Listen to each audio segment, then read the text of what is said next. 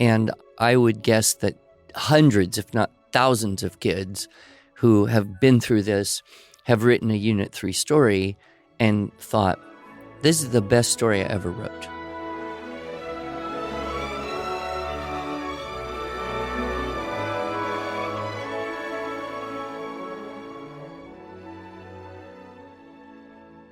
Hello, and welcome to the Arts of Language podcast with Andrew Pudewa, founder of the Institute for Excellence in Writing, or as many like to say, IEW. My name is Julie Walker, and I'm honored to serve Andrew and IEW as the Chief Marketing Officer. Our goal is to equip teachers and teaching parents with methods and materials which will aid them in training their students to become confident and competent communicators and thinkers.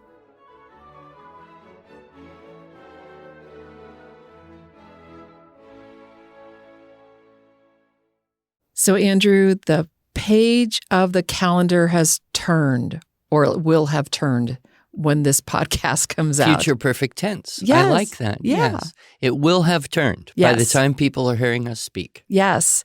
And for us, what that means, it's time to move on to a new unit.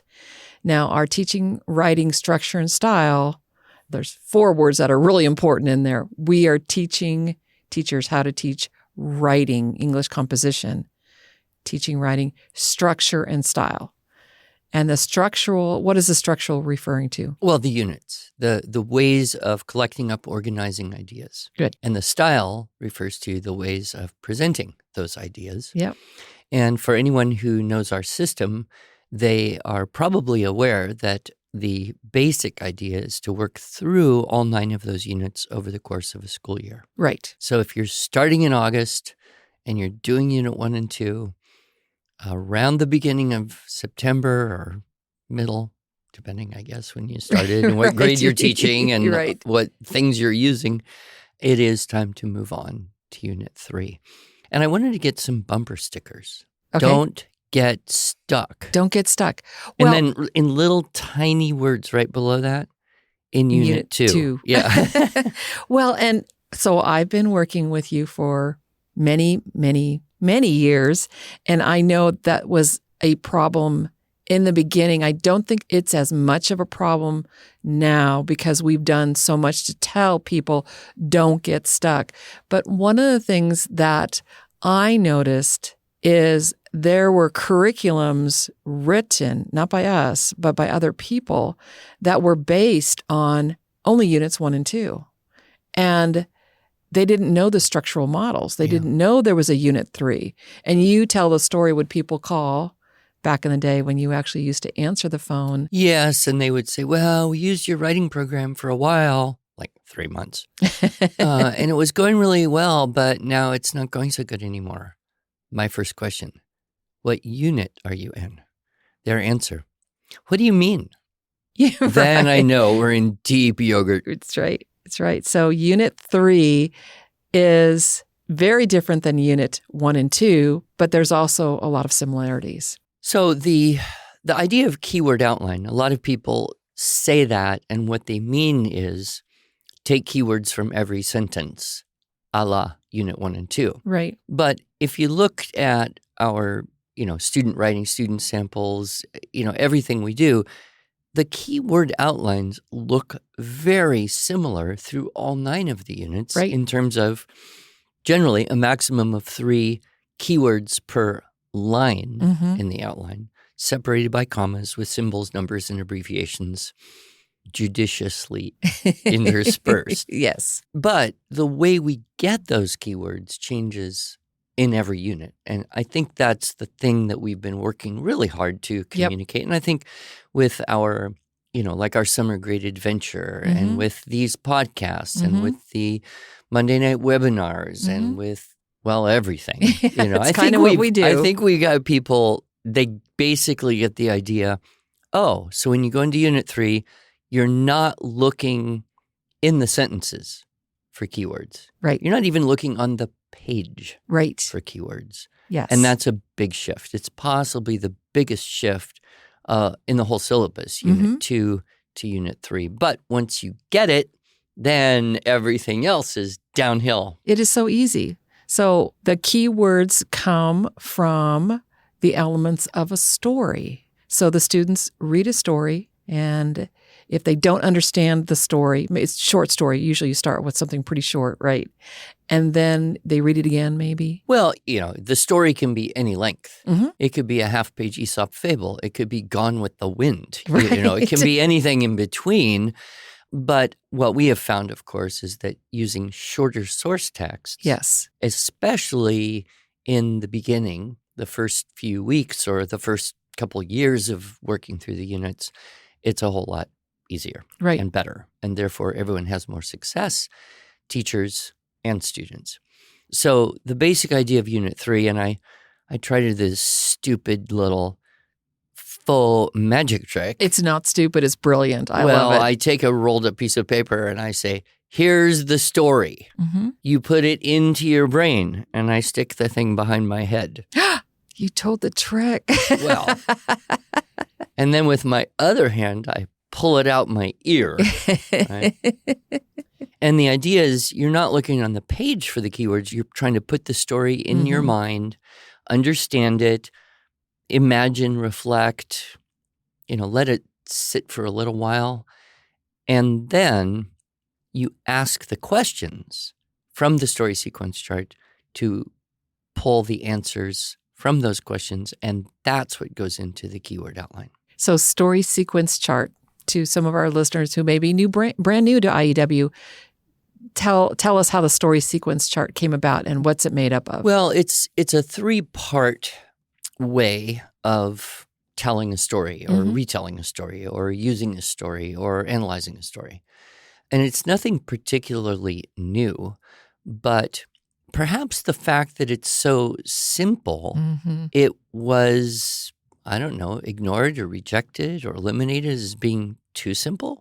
But the history actually goes all the way back when Mrs. Ingham was teaching grade 1-2 and Dr. Webster was teaching grade 5, and he came over to Mrs. Ingham's for a holiday, and she had a little pile of stories on her coffee table. And these were written by first or second graders. Written by first and second grade students. And so he picked up the little pile and started reading the stories that her students had written. And he realized that these were better stories from a storytelling, from a interesting point of view, I suppose, than his fifth graders were creating. Right. And of course, that's understandable because, kids are 10, 11 years old and you say, write a story. And, if they're at all like me, it was like, once upon a time there was and then what? You got to think of something that nobody ever thought of before and you're just overwhelmed. And there was a prince and he saw a dragon and he killed it. And then he got a princess and that was the end. Where do you go with this, right? So Dr. Webster said to his aunt, Mrs. Ingham, Aunt Gertrude, these stories are better than anything my grade 5s are doing. How do you do this? Which is what good teachers usually do, is they find better teachers and say, how did you get the results that you got? And Mrs. Ingham drew out on a little paper, a Canadian word is serviette. Oh, okay. Which means paper napkin, okay. In American English. But she drew out the story sequence chart.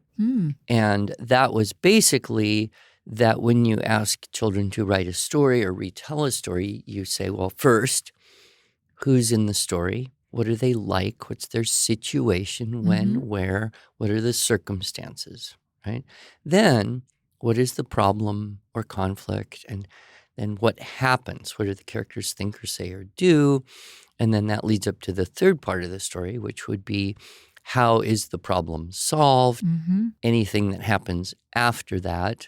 And is there something to be learned from the story? So it's a 3-part idea. Now, with Mrs. Ingham, I believe that she was kind of letting them do that all just nonstop. But Webster took that idea and said, well, okay, grade 5s, they do really well in their science experiment write-ups because there's 3 parts to it. Oh, interesting. There's the part where you have the equipment and your hypothesis. And then there's the process you go through. And then the third part is the outcome and what conclusions you make from that. And, fifth grade science experiments are pretty formulaic to begin with. Sure. But he noted that no one had a problem figuring out what to write. So he basically said, well, let's use this 3-part story sequence chart and do 3 paragraphs to get an appropriately lengthed, composition. Mm-hmm. So that was the birth of the story sequence chart in Webster's experience. And then it comes to us through, the structure and style syllabus. I love it. And so we teach Unit 3 in September, October, whatever month you are. And we do the same 9 units every year over and over again. So let's say we're talking to a parent or teacher and they're teaching a student or a group of students and they've done this several times. Can this change a little bit to make this a little bit different? Yeah, of course. People sometimes when they hear, oh, you do the same thing every year after year after year. Well, not quite. Mm-hmm. We're using the same tools. Mm-hmm. Mm-hmm. Therefore, it's getting easier to use things like the keyword outlines in the story sequence chart and the topic clincher paragraph and the questions for writing from pictures and the research process and the essay models and, of course, the style techniques. Those are the tools. Right. The content, of course, varies. That would be the stories, the articles, the subjects for research, the ideas for compositions. That varies according to grade level. Sure. Reading level, basically, and according to length and sophistication of content. And then, another variable would be the speed at which you go through things. Mm-hmm. Now, the structural units, for the most part, this is a little different in, say, the high school levels, but in the upper elementary and middle, that 1 unit per month schedule works quite well. Right. And you may get 3, maybe 4 compositions per 8 or 9 units over the course of the school year. And you're not expecting anyone to really master that. So coming again the next year and working through all those 9 units, then it's kind of like the kids are, oh, I vaguely remember Yes. the story sequence chart. Yeah, I remember there's a thing called a topic clincher rule, Mm-hmm. And so now you're revisiting that. And Well, the topic clincher, I'm just going to clarify for any of our listeners. Topic clincher, we'll talk about that next month in Unit 4. Yeah. I'm just saying, Sure. You revisit these structural ideas and then they kind of layer on and become more and more concrete. Right. And then, of course, with the stylistic techniques, we're working the same checklist every week, every assignment, increasing the complexity little by little through the EZ+1 approach. Right. So, we're not really teaching the same thing. Mm-hmm. We're practicing with the same tools. Right. And that makes a lot of sense to everyone. Yep. And, at a certain point, they lose, you lose them. They grow up or they leave you or they quit listening to you. Right. And that point, then they're going to go off to some other teacher, some other class, some college thing, some other writing, or maybe they escape any more writing entirely if they're lucky. But those tools then become, oh, so what I have to do here is tell a little story. I know what makes a good story. Got to have these elements. Right. And, you can take the greatest huge long story and it still has those elements. It's just got a whole lot of other stuff as well, subplots and other characters involved and peripheral things. And so, I think in a way, it's an excellent exercise for everyone Absolutely. to be able to take a complex thing and then look at it in a simple way. Mm-hmm. Now, Webster originally called this unit Summarizing Narrative Stories. Okay. And when we redid the syllabus Mm-hmm. with the new version, I think it was 2015, Mm-hmm. I'm pretty sure that's when we were really intentional to change it all from summarizing to retelling. Yes. Because when you think about summarizing, it's kind of limiting. Mm-hmm. First of all, you have a story and you have to write that story and make it shorter. Right. But you can't really change anything. Right. And so there's parameters there. And there's a purpose to that activity, but it doesn't engender creativity quite so much.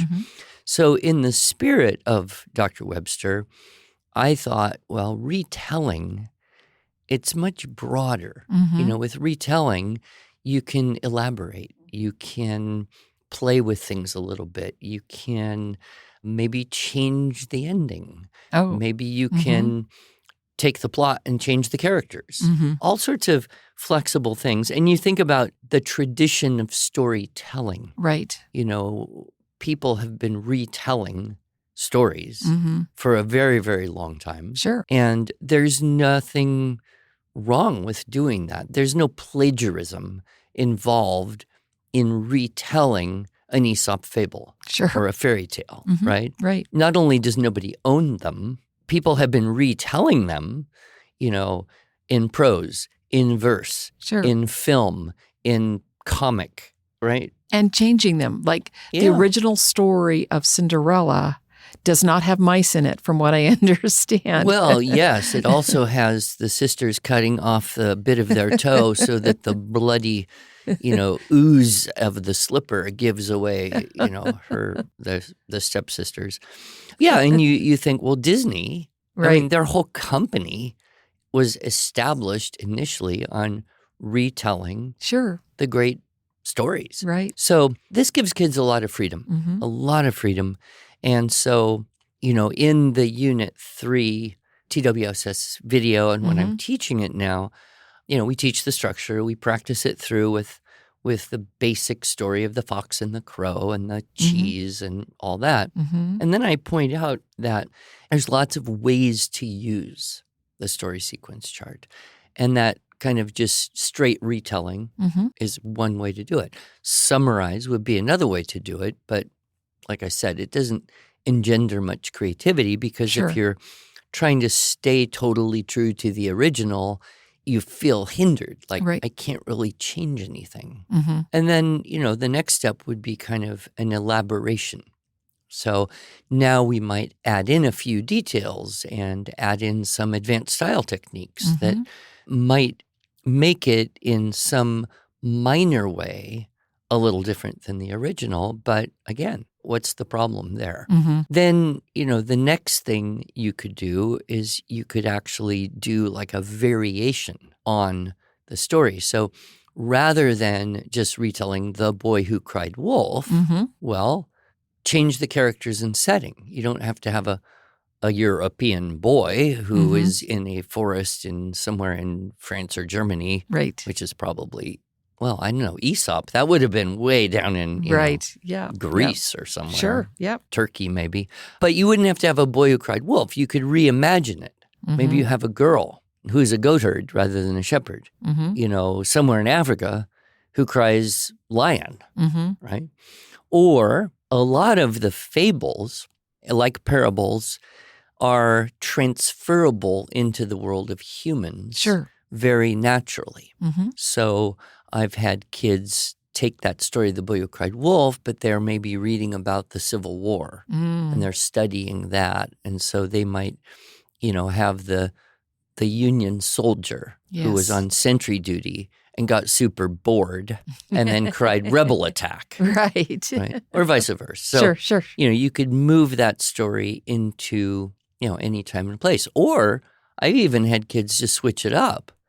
The wolf who cried boy. Oh, interesting. Right? And then all the wolves are panicking. Oh no, there's a boy with a gun, So I've just found so many delightful opportunities in that use of the story sequence chart. There's a few other things you could do with it. One is you could keep the characters, but change the plot, change the problem, right? So you could have, the hare and the tortoise. Well, after that happened, you've got a very cocky tortoise walking around who beats the hare, and a hare who's now contriving some way to bring that tortoise down a notch on the pride scale. Yes. So you could have the continuing adventures. That's a little harder. Usually changing characters and setting is easier for kids than changing a plot. but you can see how it could be interchangeable. Sure. Another thing that I have had fun with is kind of expanding the story and saying, well, 3 paragraphs, that's kind of short. If you want to write something longer, well, then, here's some ways to expand it. So you could have one whole paragraph about the hare and his backstory and how he got so cocky and prideful to begin with. And then another whole paragraph just introducing the tortoise and where he came from and how he got to be the way he is. And then a whole paragraph about how they're teasing each other. And then a whole paragraph about how they organized the race. And then a whole paragraph about what happened during the race. Right. Which reminds me, once I had someone who wrote that story with a brother and a sister. Nice. And they were going to race around the block. Okay. And so the brother, of course, takes off, but he passes by his friend's house who suggests that he could stop in a little bit and play a video game. Oh, oops. Right. So, that whole thing. So you can expand the story if you want to. I think 3 paragraphs is a pretty nice length for most people, but there are, some who just really like to get going on their next, novelette, I guess. Yes. Another thing that can be done, which I have had a lot of fun with, is taking a story and writing it into a poem, or taking a poem that tells a story and writing it into prose. Yes. And a couple memorable ones. One of my daughters did one with the poem Jabberwocky, which, of course, everyone knows is my favorite one. And Yes. you can watch me recite that on Instagram or YouTube. She took the poem and wrote it into a prose fairy tale-like story. And so that's kind of fun to do. And then I tried a few times, just kind of as an experiment, to say, well, here's a story. Could we write it into a script for a little play and do that? So there's so much possibility with Unit 3. My only regret is that you only get a month. It's right. And you can't do all of that fun stuff in 3 or 4 or 5 weeks. So that's another good reason to revisit Unit 3 year after year after year for 3, 4, 5 years or more. Right, exactly. So as you know, I had the opportunity to be at the NCFCA finals this year. Yes, you better tell everyone what that actually is, because some people wouldn't know. So here's the funny thing, Andrew, is I did learn while I was there that NCFCA does indeed stand for something, but they've added a little bit more to explain it. It is NCFCA Christian Speech and Debate. That's the name of their... Well, okay. But no, what they are doing, they announced a new speech category that they're going to be rolling out for the next season, and it's storytelling. And you can either make up your own story, write original story, or you can do what they're calling a derivation, where you take an existing story and retell it. So, wow, those students that know our Unit 3 will find this to be something they're very comfortable with. Yes, and there's just so much potential with this because, as I have said many times, there's really no new ideas. I mean, there's no completely new idea. Yep. Every seemingly new idea is really a combination and permutation and expansion or development of previously existing stuff. Yep. And I think when we get this idea of what creativity is in that context, it frees up a whole lot of students to say, oh, so I don't have to somehow think of something that nobody ever thought of before. I can take something I'm familiar with and play with that. Yep. Much like, and we've mentioned this on the podcast many times, kids and Legos. They buy these little Lego kits, and it has these little, things you follow to put the whole, X-Wing fighter together, whatever. Sure. The kids do that, and then they're like, okay, I get it. Now, I bet I could change my X-Wing fighter. I could change this into some other cool little thing. Especially if you already have some Legos and you can add to it. And Exactly. And the more Legos you have, the wow. better you can do. And more likely Dad's going to step on it in the middle of the night, too.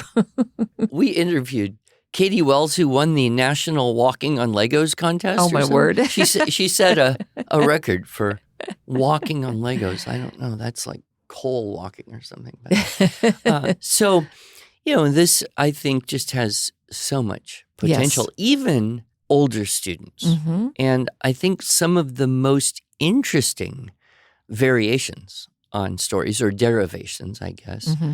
that I've ever read have been from high school students. Yes. And so it's not a little kid thing. It's really a very reasonable activity for students and adults of all ages. And sometimes it can get a little silly.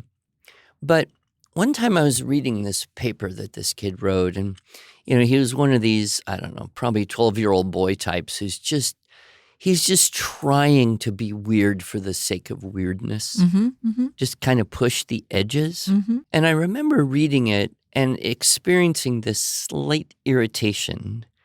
And then I flashed on VeggieTales. Yes. Right? I never was a VeggieTales fan, and we didn't really have a lot of VeggieTales in our home, although everyone did learn where is my hairbrush.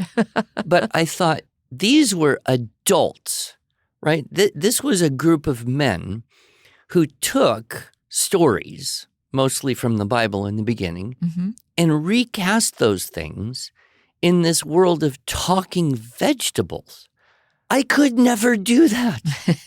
That requires a mental flexibility, a Yes. creative openness. And, after I had that thought, I just realized, who am I to judge a 12-year-old kid who's pushing the edges of what's reasonable Mm-hmm. in terms of weirdness in story writing?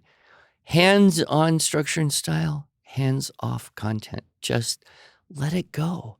Maybe he'll do the next wave of the VeggieTales, hopefully a little better.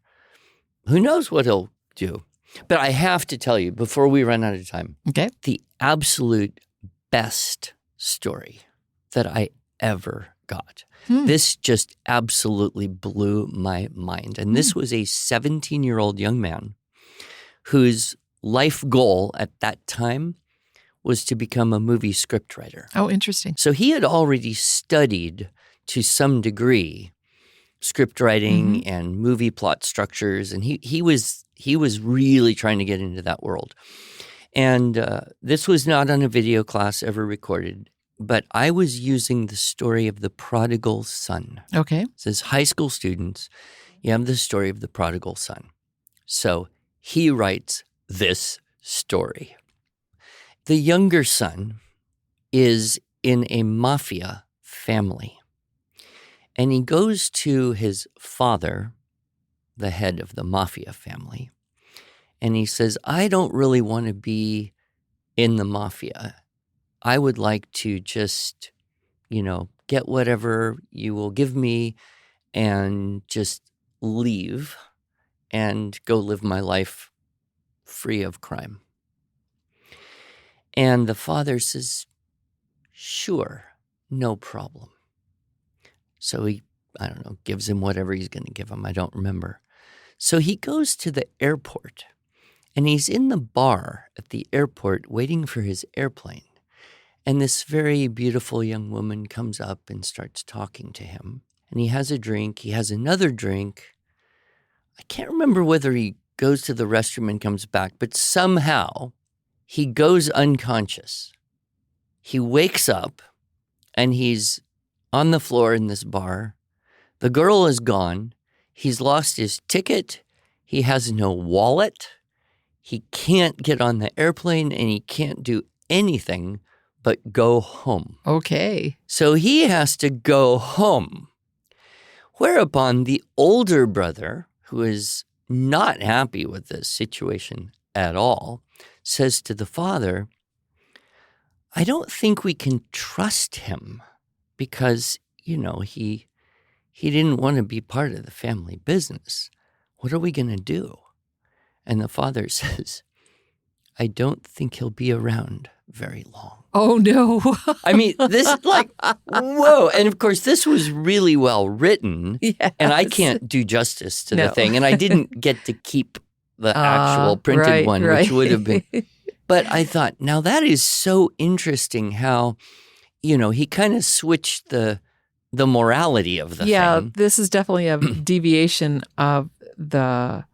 What would be that like the deviation of even the climax and resolution? Right. It's kind of like changing a lot. Yeah. But I just kind of thought, well, that is just a brilliant way to apply that thought sequence Sure. in a totally different way than Sure. anyone could. Yeah. So the potential of Unit 3 for creativity, Yes. it's extraordinary. Yes. And I would guess that hundreds, if not thousands of kids who have been through this have written a Unit 3 story and thought, this is the best story I ever wrote.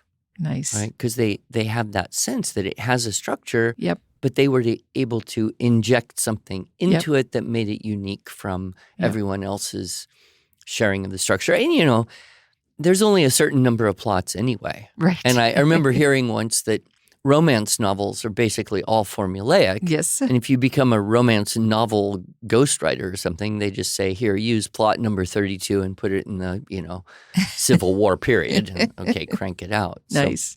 Anyway. Okay. So Unit 3, listener, don't get stuck in Unit 2.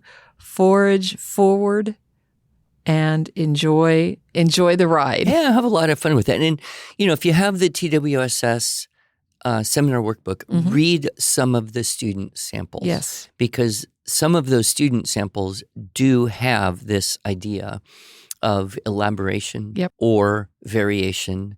And also, we should mention the Magnum Opus magazine. Oh, yes, great. Because we do a print version of that every year. We do online each month. Yep. And those are submissions that do follow, I would hope, more or less, the guidelines for each of the units. Yep. So when you look at the Unit 3 stories in the Magnum Opus magazine, you're going to get some more samples and examples of how this can be done well. Thank you, Andrew. Thank you.